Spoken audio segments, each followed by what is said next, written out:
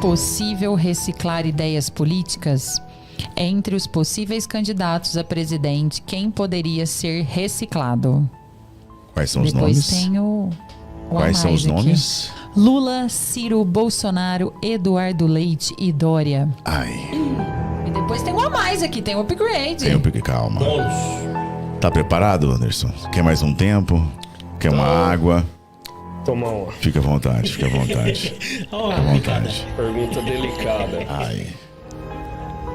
Tem uma água especial aqui também, uma água boa. Que medo que eu tenho do Thiago. Só o seu microfone, Anderson, agora. Essa música do Jason, do Halloween. Isso é uma facada. Pois é. Bom, posso responder? À vontade. Primeiro, né, agradeço aqui a pergunta. Se partiu do diretor, uma pergunta muito sábia, né?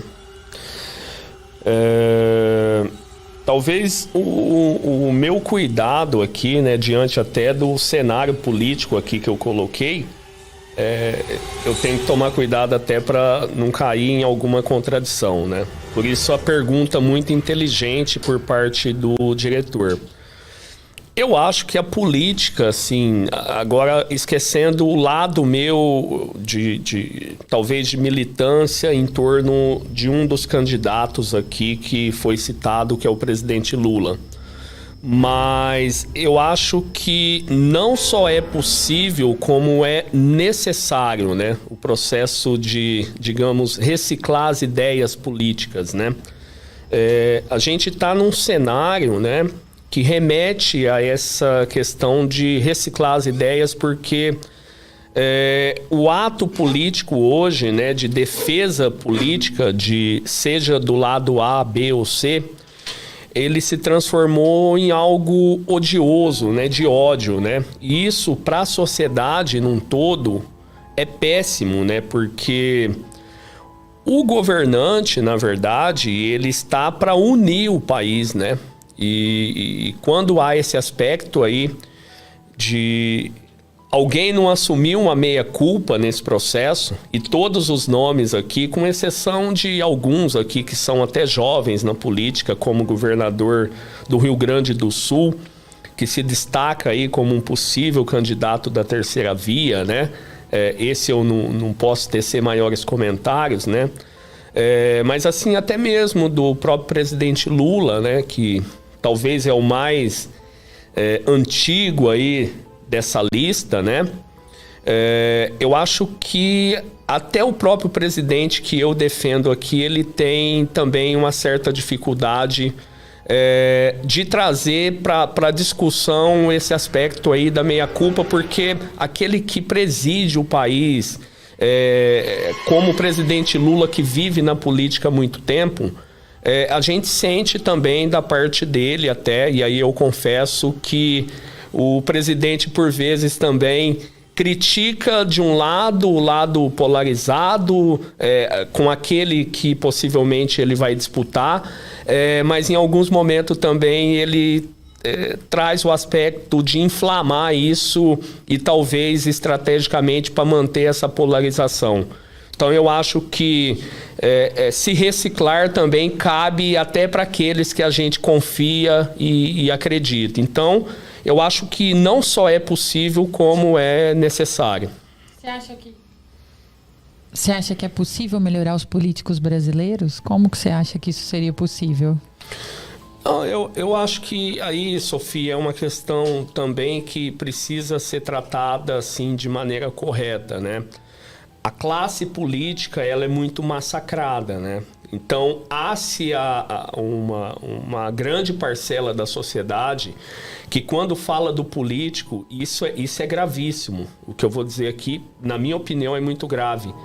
Você jogar todo mundo na mesma lata ali, talvez até a lata do lixo, mistura tudo e fala ninguém presta. O que a gente não entende é que talvez é uma camada menor dos políticos que realmente precisam ser reciclados, e aí eu tenho dúvida se serão passíveis de reciclagem. Eu acho que deveriam literalmente estar fora do processo, mas não é a maioria. Então, assim, crucificar a política como é feito hoje, isso é gravíssimo até no aspecto democrático da coisa. Hoje, para você sentar com alguém do campo divergente para discutir política, literalmente tem que afastar as facas, as garrafas, tudo do lado, porque senão, inevitavelmente, aqueles que sentaram na mesa como cidadãos comuns de diálogo acabam se estapeando. Isso é fruto, inclusive a mídia tem muito isso. A mídia ajuda a construir essa imagem ruim de todos os políticos. E eu, na minha avaliação, não é assim. Inclusive, quando a gente está em municípios pequenos, eu me coloco, às vezes, na pele de alguns candidatos que se colocam à disposição. Muitos se acovardam, né? Falam em barzinhos, em botiquinhos, em rodadas de amigos, mas nunca se apresentam. Aqueles que ousam a dar a cara para bater, com boas intenções de fazer a cidade mudar, avançar, com todas as dificuldades, eu fico imaginando a agonia que não passa a seus familiares, né? Pessoa tem uma vida, muitas vezes estável, não depende da política e sofre muitas vezes com isso. Com xingamentos indevidos, com ofensas, com ameaças. Isso é fruto da sociedade que a gente vive hoje. Se criminalizar a política, talvez é o pior caminho que a gente pode adentrar. Se criminalizando a política, você gera cidadãos aí autoritários, que acham que tem que ser assim, se não for assim, não é para nada mais. Então, eu coloco aqui, Sofia, que é uma questão delicadíssima. A gente precisa começar a fazer uma leitura política da coisa e não jogar todo mundo na vala comum e achar que isso é normal. As coisas não podem ser assim. Isso é muito ruim para um país do tamanho do Brasil, que é uma mega potência. E aí as coisas, a gente tem que se conformar que não é de hoje, que se resolve no campo político mesmo. Eu vou fazer uma política lá em casa para dividir esse lanche aqui. Eu faço política na cooperativa em buscar a convergência para avançar no processo. Vocês fazem política quando discutem aqui a pauta de qual convidado virá e qual a pergunta fazer para aquele convidado. Isso tudo é política. Então, assim, criminalizar tudo isso é muito ruim para todo mundo. Boa!